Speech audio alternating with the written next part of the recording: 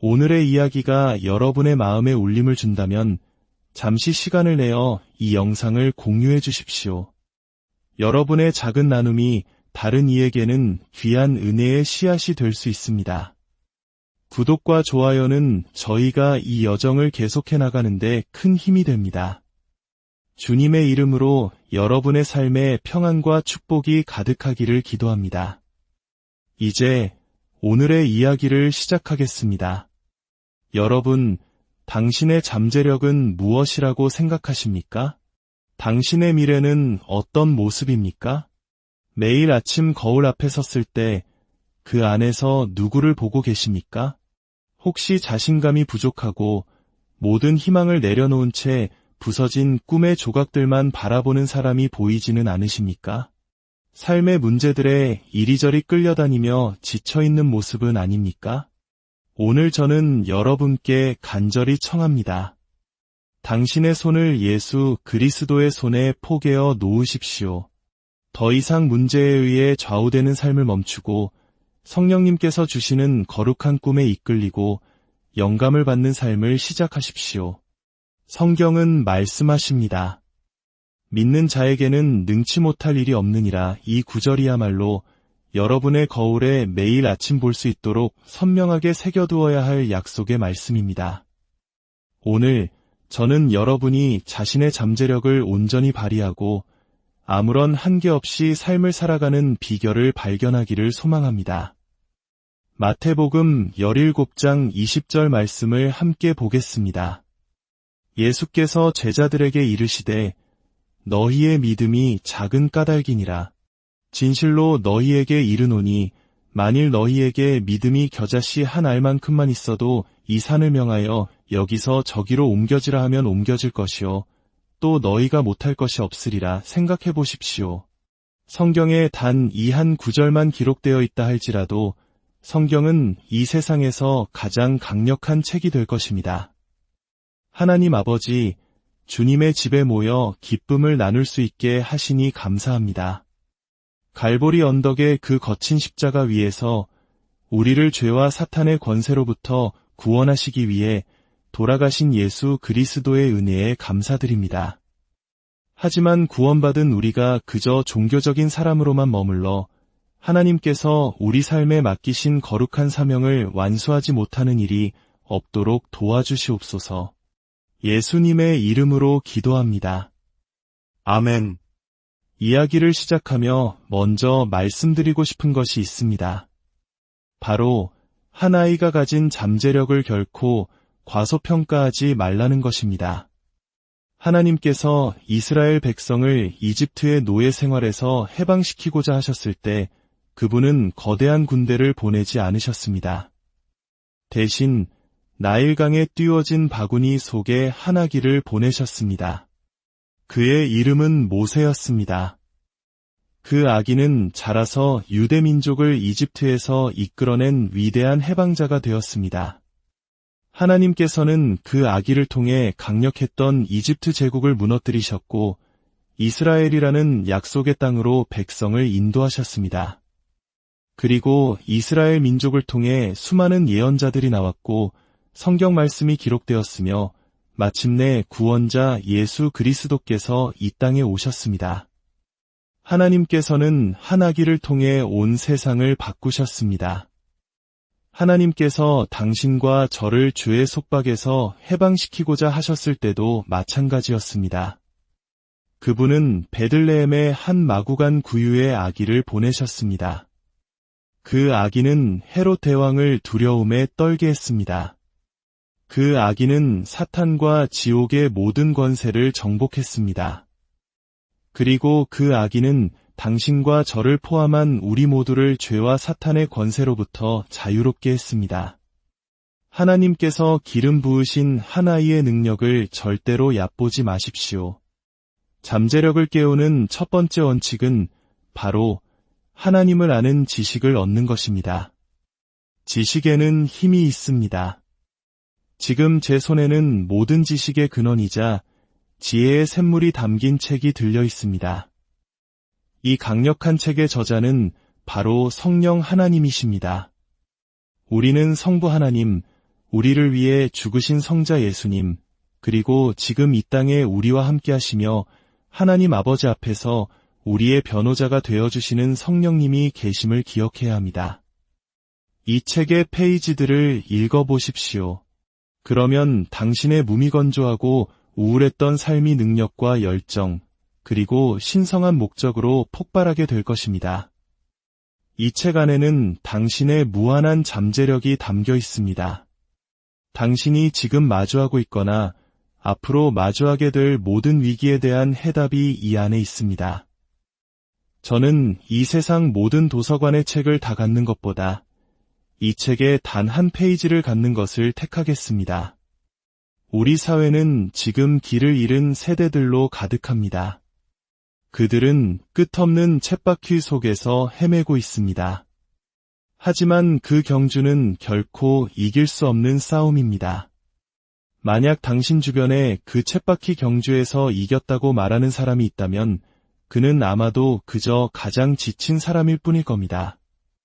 이길 수 없는 경주라는 것을 알면서도 우리는 그 안에서 자신을 소진하며 달려가고 있습니까? 즉각적인 만족을 향한 욕망은 우리를 끊임없이 몰아갑니다. 우리는 필요하지도 않은 물건들을 있지도 않은 돈으로 사들입니다. 심지어 좋아하지도 않는 사람들에게 잘 보이기 위해서 말입니다. 이런 욕망은 대체 어디에서 오는 것일까요? 우리는 물질적으로는 풍요로워졌지만 그 대가로 무엇을 잃었습니까? 많은 가장들은 불을 쌓기 위해 애쓰다 자신의 가정을 잃어버렸습니다. 너무나 많은 자녀들이 아버지의 부재 속에서 성장했습니다. 아버지 여러분, 당신 인생의 가장 위대한 잠재력은 바로 당신의 가정입니다. 아브라함과 이삭, 그리고 야곱의 가정을 보십시오. 그 가족은 세상의 운명을 바꾸었습니다. 왜냐하면 그들을 통해 예수 그리스도께서 오셨기 때문입니다. 인생의 가장 큰 비극은 죽음이 아닙니다. 우리 모두는 언젠가 죽음을 맞이합니다. 그것은 유쾌한 생각은 아니지만 명백한 사실입니다. 진짜 비극은 자신의 목적과 잠재력을 온전히 실현하지 못하고 끝나는 삶입니다. 그것이야말로 진정한 위기입니다. 전도서 6장 3절은 이렇게 증언합니다. 사람이 비록 100명의 자녀를 낳고 또 장수하여 사는 날이 많을지라도 그의 영혼은 그러한 행복으로 만족하지 못하고 나는 이르기를 낙태된 자가 그보다 낫다 하나니 즉 태어나지 않은 아이가 더 낫다는 것입니다. 낙태된 아이는 비록 햇빛을 보지도 못하고 아무것도 알지 못했지만 목적 없이 부유하게만 살다간 그 사람보다 더 평안을 누린다고 성경은 말합니다. 생각해 보십시오. 훌륭한 생계를 꾸리는 것과 이대한 삶을 사는 것 사이에는 큰 차이가 있습니다. 여러분 중 일부는 아주 훌륭한 생계를 꾸리고 있을지 모릅니다. 하지만 내면은 비참한 삶을 살고 있을 수도 있습니다.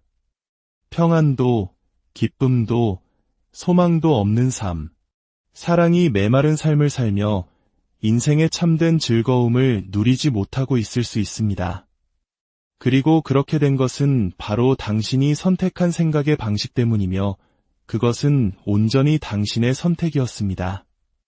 몇 년 전 저는 모두가 부러워하는 막대한 부를 가진 한 남성과 점심 식사를 한 적이 있습니다.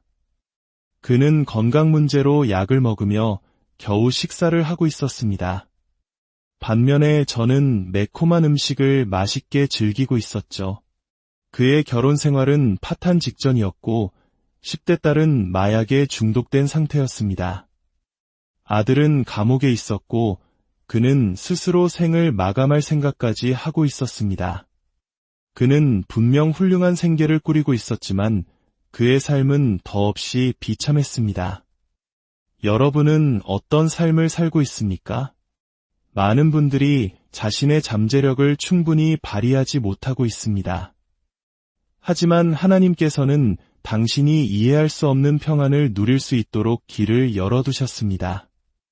하나님께서는 당신이 말로 다 표현할 수 없는 영광스러운 기쁨을 누리게 하셨습니다. 하나님께서는 당신이 조건 없는 사랑을 경험하도록 하셨습니다. 하나님이 세상을 이처럼 사랑하사 독생자를 주셨으니 이는 그를 믿는 자마다 멸망하지 않고 영생을 얻게 하려 하심이라. 하나님께서는 당신이 한계없는 기쁨을 누리기를 원하십니다. 성경은 주 앞에는 충만한 기쁨이 있다고 말씀합니다. 저를 따라 해보십시오. 주 앞에는 충만한 기쁨이 있다.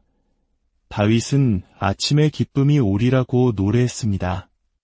당신이 받아들일 준비만 되어 있다면 기쁨은 아주 일찍 찾아옵니다. 그 기쁨은 당신이 겪고 있는 시련보다 훨씬 더 큽니다. 하나님께서는 당신이 감당할 수 없을 만큼의 번영을 주시길 원하십니다. 말라기 3장 10절은 약속합니다. 내가 하늘 문을 열고 너희에게 복을 쌓을 곳이 없도록 붙지 아니하나 보라. 이것은 한 글자도 틀림없는 하나님의 말씀입니다. 여러분 중 차고 넘쳐서 다음 축복을 어디에 두어야 할지 모를 정도의 번영을 누리고 싶은 분이 계십니까? 하나님은 당신이 그것을 누리길 원하십니다. 세상이 무너져 내리는 혼란 속에서도 당신은 확신을 가질 수 있습니다. 우리 사회는 도덕적으로 그리고 영적으로 우리 눈앞에서 무너져 내리고 있습니다. 사탄 숭배와 악마주의가 이 땅을 휩쓸고 있으며 기독교 신앙은 공격받고 있습니다. 하지만 예수님은 말씀하셨습니다. 내가 결코 너희를 버리지 아니하고 너희를 떠나지 아니하리라. 세상 끝날까지 너희와 항상 함께 있으리라. 내 부모는 너를 버렸으나 나는 너를 버리지 아니하리라. 내가 물 가운데로 지날 때에 물이 너를 침몰하지 못할 것이며 불 가운데로 행할 때에 타지도 아니할 것이라. 너는 나의 자녀이니 지옥조차 너를 건드릴 수 없으며 아무도 너를 내 손에서 빼앗을 수 없느니라. 당신은 하나님의 보호 아래 안전합니다. 당신의 잠재력은 당신의 근원에 의해 결정됩니다. 하나님께서 무언가를 창조하실 때 그분은 근원이라 불리는 특별한 물질을 찾으십니다. 그리고 창조된 피조물이 그 근원과 계속 연결되어 있는 한 그것은 무한한 능력과 생명을 갖게 됩니다. 하나님께서 당신을 창조하실 때 그분은 흙으로 당신의 몸을 빚으시고 루아흐라 불리는 생명의 숨결, 즉 하나님의 능력을 그 진흙 성전에 불어넣으셨습니다. 그러자 사람이 살아있는 영혼이 되었습니다. 당신은 하나님으로부터 나왔습니다. 하나님이 바로 당신의 근원입니다. 창세기에서 하나님은 우리의 형상을 따라 우리의 모양대로 우리가 사람을 만들자고 말씀하셨습니다. 당신이 당신의 근원이신 전능하신 하나님과 계속 연결되어 있는 한 하나님의 생명이 당신 안에서 폭발적으로 일어날 수 있습니다. 당신은 하나님 안에 뿌리 내리고 털을 잡았으며 능력을 소유한 자입니다. 병든 자에게 손을 얹은 즉 낫게 하는 능력, 악한 영들을 향해 예수의 이름으로 명하여 떠나가게 하는 능력, 세상과 육신과 마귀를 이기는 능력, 권세와 정사를 다스리는 능력. 당신은 그분의 이름의 능력, 그분의 보혈의 능력, 그분의 복음의 능력, 그분의 왕국의 능력을 가졌습니다. 나라와 권세와 영광이 아버지께 영원히 있사옵나이다.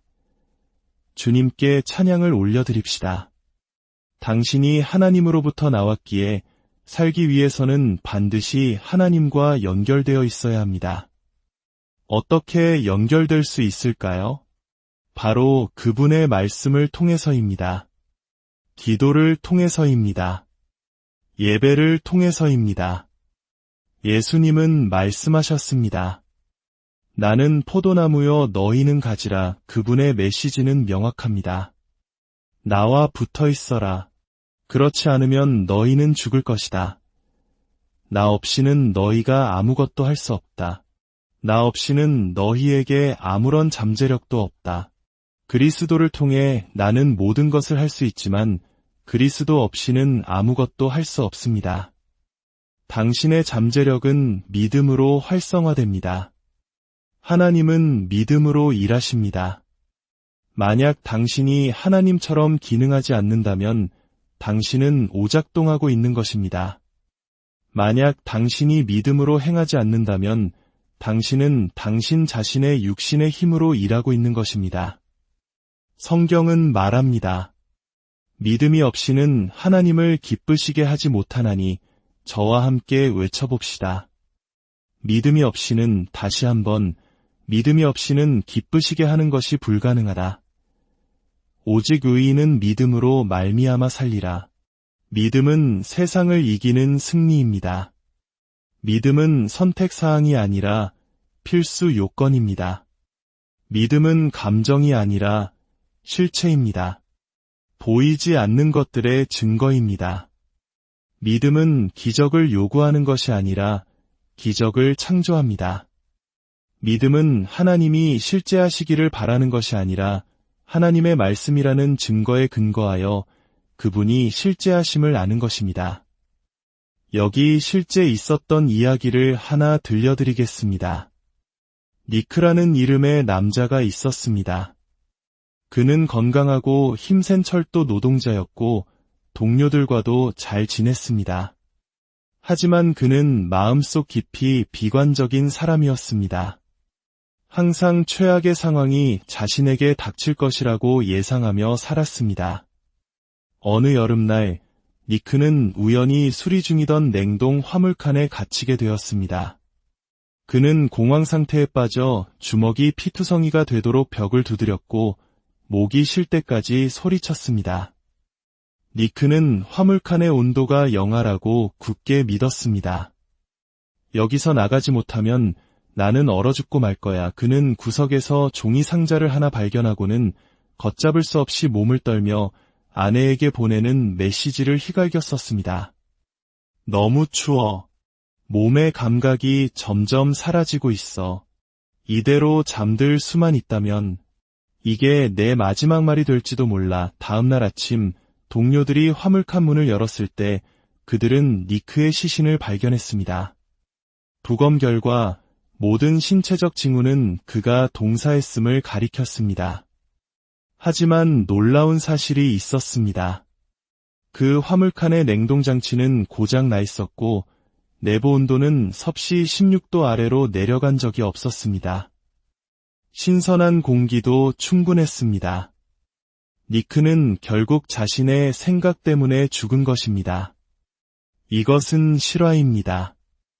잠언에 대저 그 마음의 생각이 어떠하면 그 위인도 그러한즉 이라고 기록되어 있습니다. 당신이 생각하는 대로 당신은 그렇게 될 것입니다. 그리스도의 용사가 되지 못할 이유는 전혀 없습니다. 불가능한 꿈을 꾸고 그것을 성취하지 못할 이유도 없습니다. 다른 사람들은 당신을 보고 몽상가라고 비웃을지 모릅니다. 하지만 하나님과 그분의 아들 예수 그리스도께서는 당신에게 불가능을 행할 권세를 주셨습니다. 감히 도전하십시오. 예수님의 이름으로 담대히 행하십시오. 그러면 어떤 것도 당신에게 불가능하지 않을 것입니다. 이 자리에 계신 분들, 그리고 이 영상을 보고 계신 모든 분들께 묻습니다. 당신이 자신의 잠재력에 미치지 못하는 삶을 살고 있다는 것을 알고 계십니까? 그리고 당신의 삶에서 꼭 성취하고 싶은 무언가가 있습니까? 더 이상 문제나 변명에 지배당하고 싶지 않고 하나님께서 당신을 위해 예정하신 그 특별한 일을 성취하기 위해 하나님의 손에 이끌리기를 원하십니까? 잠시 생각해 보십시오. 만약 당신이 절대로 실패하지 않을 것이라는 사실을 안다면 하나님을 위해 무엇을 시도하시겠습니까? 당신의 믿음이 솟아올라 그 생각을 붙잡게 하십시오. 이제 저와 함께 이 기도를 드리겠습니다. 하늘에 계신 아버지, 주 예수 그리스도의 이름으로 기도합니다. 오늘 저는 제 자신을 주님께 바칩니다. 하나님께서 제 삶을 위해 정해주신 사명을 성취하기 위함입니다. 하나님의 말씀을 근거하여 저는 앞으로 나아가겠습니다. 예수 그리스도를 위한 저의 운명을 성취하기 위해 나아가겠습니다. 저는 결코 좌절하지 않을 것입니다. 저는 제 운명을 완수할 것입니다.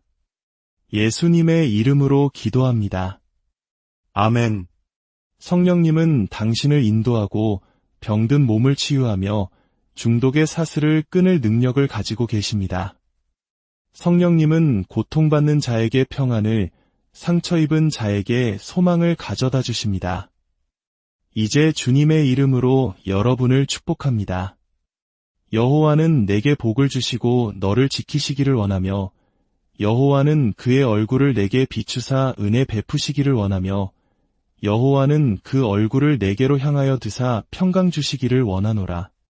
하나님의 말씀이 당신의 삶에 기적을 낳을 것이라는 거룩한 지식을 당신이 알게 되기를 바랍니다. 그저 기도하고 필요한 것을 구하십시오. 성경은 말씀합니다. 구하라 그리하면 너희에게 주실 것이요 당신 앞에 놓인 어려움을 하나님께서는 당신이 그것을 알아채기 전부터 이미 알고 계셨습니다. 위대하신 예수님의 이름으로 해답을 구하십시오. 그러면 그분께서 응답하실 것입니다. 당신은 지극히 높으신 하나님의 자녀입니다. 하나님의 말씀은 자기를 찾는 자들에게 좋은 것을 아끼지 아니하시리라고 약속합니다. 믿음으로 구하고 의심하지 마십시오. 그리하면 하나님께서 예수님의 이름으로 모든 것을 이루실 것입니다.